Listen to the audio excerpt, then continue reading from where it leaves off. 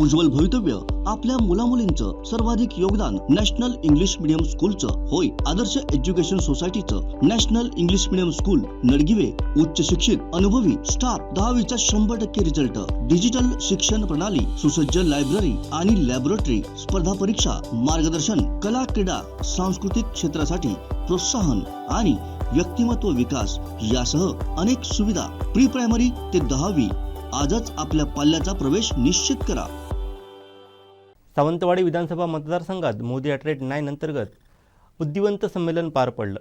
समाजातील डॉक्टर, वकील, professor, CA, engineer, bank officer व समाजातील प्रज्ञावंतांच्या उपस्थितीत हा कार्यक्रम पार पडला. डॉक्टर मिलिंद कुलकर्णी, प्रभाकर सावंत, राजन तेली यांनी पंतप्रधान नरेंद्र मोदी यांनी मागील 9 वर्षात राष्ट्रीय व आंतरराष्ट्रीय स्तरावरती केलेली प्रगती व घेतलेले धाडसी निर्णय यावरती मार्गदर्शन केलं. सावंतवाडी विधानसभा क्षेत्रातील बुद्धिजीवी नागरिकांचं बुद्धिवंत संमेलन जिल्हाध्यक्ष राजन तेली आणि डॉक्टर मिलिंद कुलकर्णी यांच्या उपस्थितीत संपन्न झालं. माजी आरोग्य सभापती ॲडव्होकेट परिमल नाईक यांनी या कार्यक्रमाचं संयोजन केलं होतं.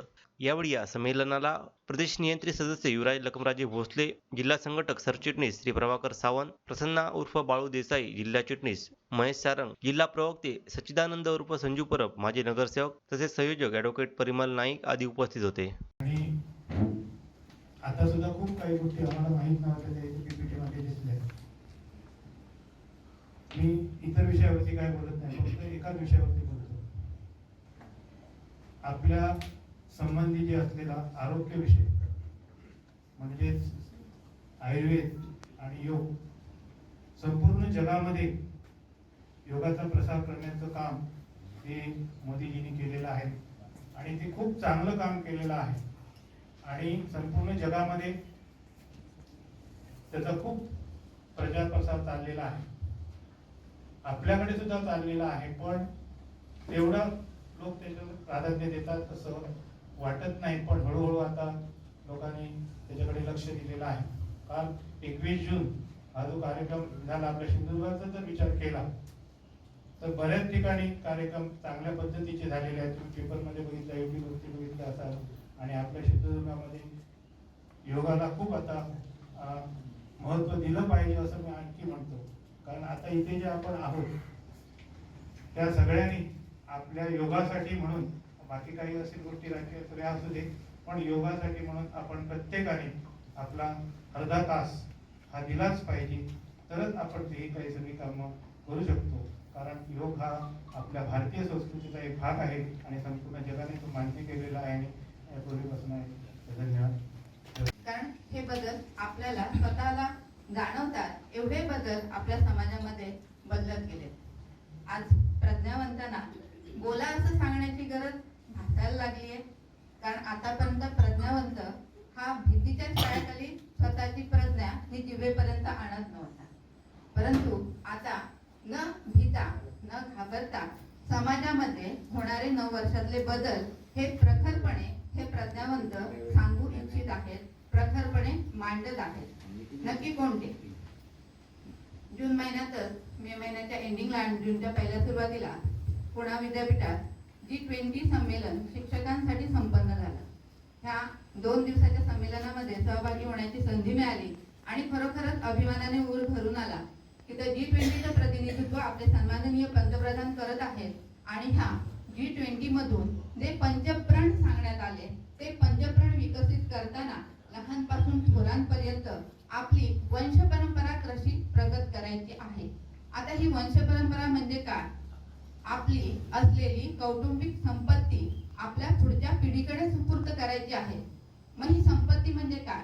सामाजिक संपत्ती, विचारांचा वारसा, सुसंस्कृतपणा आणि जगात जगताना आपल्या सोबत दुसऱ्याला घेऊन जगायची संकल्पना ह्या पंचप्रण मध्ये मोदीजींनी विशद केली आहे. आणि ह्याचंच एक उदाहरण म्हणजे आज आपल्या समाजामध्ये थोडा है थोडे की जरूरत आहे.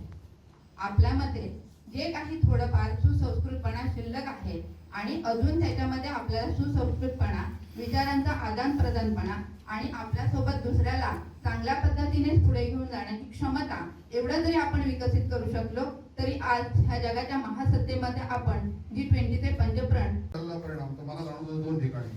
पूर्वी गॅस सिलेंडरसाठी जी काय रांग लागायची का त्यांचे जी करायला लागायचं आणि पैसे जास्त घ्या पण आम्हाला गॅस सिलेंडर असतं दे अशी सांगण्याची सगळी मंडळी होती. आता गॅस सिलेंडर बाजारातल्या भाजीपाल्यासारखं तुमच्या दारात यायला लागलाय. हा माझ्यावर झालेला डायरेक्ट इम्पॅक्ट आहे. तसंच इलेक्ट्रिसिटीचा कट ऑफ पूर्वी आठवड्यातून 4 वेळा, सोमवारी पूर्णपणे दिवस नाही, इतर दिवशी 2 तास 4 तास हे सगळीकडे होतं. पण आता पॉवर कट हा विषय संपलेला आहे. अधून जाण्याचं प्रमाण सुद्धा कमी झालेलं आहे आणि हा माझ्यावर झालेला डायरेक्ट इम्पॅक्ट आहे. हा कोणामुळे झाला? हा भाग अलायदा आहे. मी हा सरकारमुळे झाल्याबद्दल वाद नाही. नंबर 2, आपल्याकडे आता मोठ्या प्रमाणावर FDI यायला लागलेला आहे. 161 देशांमधून 61 सेक्टरमधून जवळजवळ राज्याच्या सगळ्या राज्यांमध्ये FDI येत आहे, मोठ्या प्रमाणावर येत आहे आणि ह्याच्या पुढे गुंतवणूक ही भारतामध्ये जास्त होणार आहे. जिओ पॉलिटिक्समध्ये किंवा इतर जे काय आर्थिक जे संघर्ष चालू आहेत, जी इन्व्हेस्टमेंट चायनामध्ये जात होती ती सगळी इन्व्हेस्टमेंट इंडियामध्ये येणार आहे आणि ती आपल्या राज्यात येताना आपल्या जिल्ह्यामध्ये काय येईल याच्यासाठी आपले राजकीय नेते काय करणार आहेत हा भाग अत्यंत महत्वाचा असेल. पण ही सगळी जी इन्व्हेस्टमेंट येणार आहे ही पर्यावरणपूरक उद्योगांमध्ये सुद्धा असेल. त्यामुळे असे उद्योग कोणते जे आपल्याकडे इथे चालू शकेल असे कुठचे आहेत? जास्ती करून शेतीमध्ये जर जी काही इन्व्हेस्टमेंट आहे, अत्याधुनिक शेती किंवा जिथे वेअर हाऊसिंग, इथे आपल्याकडे प्रचंड प्रमाणात उत्पादन होतं, सगळं बाहेर जातं.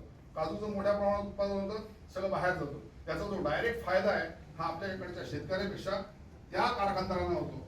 तर त्याच्यासाठी तिथे अशा तऱ्हेचे उद्योग जिथे वेअर हाऊसिंग असेल किंवा प्रोसेसिंग असेल हे अत्याधुनिक करण्यासाठी जे काही प्रयत्न होणार असतील ते राज्यकर्त्यांकडून व्हायला पाहिजे असं मला वाटतं. 2 मुद्दे मांडले की मोदींच्या काळात जी नॅशनल एज्युकेशन पॉलिसी आली ती अतिशय सुंदर आणि व्यापक आहे की ज्यामुळे आपल्या ग्रामीण भागात राहणाऱ्या विद्यार्थ्यांना तर त्याचा फायदा आहेच. की आपण अमेरिकेतली पॉलिसी बघतो की मला एखाद्या विषय मध्ये इंटरेस्ट आहे पण दुसऱ्या आर्ट्स कॉमर्स मधल्या पण एखाद दुसऱ्या विषयात मला इंटरेस्ट आहे. तर आता हे कंबाईन एज्युकेशन ही जे सिस्टीम आणलेली आहे ही अतिशय गौरवास्पद आहे आणि त्याचा बऱ्याच मुलांना या गोष्टीचा फायदा होणार आहे. आणि त्या बाबतीत सर्टिफिकेट कोर्सेस सुद्धा बऱ्यापैकी याच्यातून इम्प्लिमेंट होत आहेत. तर ही गोष्ट सुद्धा मोदींच्या काळात आणि मोदींनीच घडवून आणली, त्याबद्दल मी खरोखरच भाग्यवान समजते स्वतःला. त्याच्यानंतर दुसरा एक मुद्दा मला मांडायचा आहे की आमचा बचत गट आहे. आम्ही बिलो पॉवर्टी लाईन नाही, अबव पॉवर्टी लाईन आमचा बचत गट आहे. तर आम्ही सावंतवाडी सारख्या ठिकाणी गेल्या 6 ते 7 वर्षांपासून गुगल पेनी सगळे व्यवहार करतो आणि ही अमेरिकेत सुद्धा ही कन्सेप्ट अजून रुजू झाली नव्हती. त्यावेळेला सावंतवाडी सारख्या ठिकाणी बचत गटाने ही इम्प्लिमेंट केली. त्याबद्दल सुद्धा मी मोदीजींचे जेवढे आभार मानावे तेवढे कमी. आणि मगाशी सरांनी सांगितलं की हल्ली भाजीवाल्यांकडे सुद्धा आपण जीपेनी पेमेंट करू शकतो. म्हणजे हे इम्पॉसिबल आहे, हे फक्त पॉसिबल करून दाखवलं मोदी साहेबांनी. त्याच्यानंतर एक असं 4 वर्षापूर्वी आपल्याला अशी गोष्ट ऐकायला मिळाली की भारतामध्ये सिक्युरिटी नाही किंवा आम्ही इथे जे एज्युकेशन घेतो त्याला आम्हाला इथे पूरक असं वातावरण मिळत नाही, IT क्षेत्र असेल किंवा इतर कुठलंही क्षेत्र असेल. पण आता मोठ्या अभिमानाने आपण सगळ्यांनी हे फॉरेनमध्ये गेलेल्या आपल्या नातेवाईकांना इकडे परत आणण्यासाठी इन्सिस्ट करू शकतो. इतकं काम मोदींनी यामध्ये करून दाखवलंय की तुम्हाला अमेरिकेत जॉब आता सेक्युअर नाहीये, इतके जॉब आता भारतामध्ये जॉब सिक्युरिटी मोदींमुळे मिळालेली आहे. तर एवढे 2-3 मुद्दे मला इथे. आणि तेव्हा जेव्हा बाहेरच्या कंपन्या, परदेशी कंपन्या जेव्हा लालच दाखवत होते की आम्ही तुम्हाला इतके पैसे देणार पण तुम्ही आमची लस विकत घ्या, तेव्हा भारतीय तंत्रज्ञानाच्या लसी विकसित करणं आणि त्या आत्मविश्वासाने वापरणं आणि जगामध्ये नंतर प्रूव्ह होणं की आपण जे कोवॅक्सिन घेतलं, कोविशिल्ड घेतलं तेच नंतर जगामध्ये सर्वोत्तम ठरलं. चायनीज लस सुद्धा सर्वोत्तम ठरलेलं आहे. जे PPE किट सुरुवातीला आम्ही जे डॉक्टर लोक घालायचो ना PPE किट, ते PPE किट सुरुवातीला मिळताना आम्हाला मारामार झाली होती. आपणच ते उपलब्ध केलं होतं, त्यावेळी सगळ्या डॉक्टरांपर्यंत पोहोचवायचा प्रयत्न केला होता. आणि आज PPE किट देशानं जे तयार केलं ते जगामध्ये एक्सपोर्ट होतं अशी परिस्थिती आहे. एक्सपोर्ट प्रचंड प्रमाणात वाढलं. तुम्ही आज अमेरिकन अर्थव्यवस्था काढून बघा, अमेरिकेतल्या बँकांची परिस्थिती काढून बघा आणि तेव्हा भारतातला दर 7.2% असणं विकास दर हा अभिमानाचा विषय. कारण रघुराम राजन सारखा माणूस की जो अर्थतज्ञ तथाकथित मोठा तो अर्थतज्ञ सांगायचा की हा हिंदू विकास रेट आहे म्हणून. हा हिंदू विकास रेट आहे. हा हिंदू विकास रेट 3.5 च्या वर जाणार नाही असं रघुराम राजन सारखा अर्थतज्ञ जेव्हा सांगत होता तेव्हा मोदी ठाम होते. काही न बोलता ते काम करत राहिले आणि आज आपल्या अर्थविकासाचा दर 7.2% वर जीडीपी पोहोचणं हा अभिमानाचा विषय. आणि म्हणून काय होतं, आपण बुद्धिवंत असतो, प्रज्ञावंत असतो, पण बऱ्याच वेळा ही सगळीच्या सगळी आकडेवारी एकदम डोळ्यासमोर आली की एक वेगळं चित्र आपल्या डोळ्यासमोर उभारतं. तुम्ही विचारात घेऊन बघा की 11-12 कोटी शौचालयांची निर्मिती करणं किती मायक्रो लेव्हलला काम करावं लागलं असेल. या खेड्यापाड्यातून शौचालयाची मानसिकता निर्माण करणं, ती शौचालय निर्माण करणं, 12 कोटी घरांपर्यंत नळ पाणी योजना पुरवणं, पाणी पोहोचवणं त्यांच्या घरापर्यंत, 9.6 कोटी लोकांना त्यांच्या घरापर्यंत गॅस पोहोचवणं, त्यांना गॅस उपलब्ध करून देणं, याच्या करता प्रचंड जिद्द, प्रचंड डेडिकेशन लागतं. आणि मला आश्चर्य असं वाटतं की मोदी साहेबांचं आश्चर्य असं वाटतं की हा माणूस प्रचंड ऊर्जेनं जे काम करतोय त्याच्यामध्ये दिवसातले 18 तास, 20 तास, 22 तास काम करण्याची क्षमता वयाच्या 70 मध्ये असणं हे निश्चितपणे या देशाचं भाग्य आहे. आणि आपण हा माणूस इतकं चांगलं काम करतो त्याचं अप्रिशिएशन करायला पाहिजे. आपण त्या बाबतीत कंजूसपणा करता कामा नये. म्हणजे मी कुठे माझं चांगलं हॉस्पिटल बांधलं होतं मध्ये एकदा आणि त्यावेळी लोकांना आमच्या भेटायला बोलवलं तर आमच्या माणसाची वृत्ती अशी, कसा हॉस्पिटल, बरा, म्हणजे बराच्या वरती आमचं शब्द जात नाही. आमचे दिवसभरातले सर्व अपडेट्स, ताज्या घडामोडी आणि थेट लाईव्ह पाहण्यासाठी सबस्क्राईब करा, लाईक करा कोकणचं नंबर 1 महा चॅनल कोकण 7 लाईव्हचं YouTube चॅनल.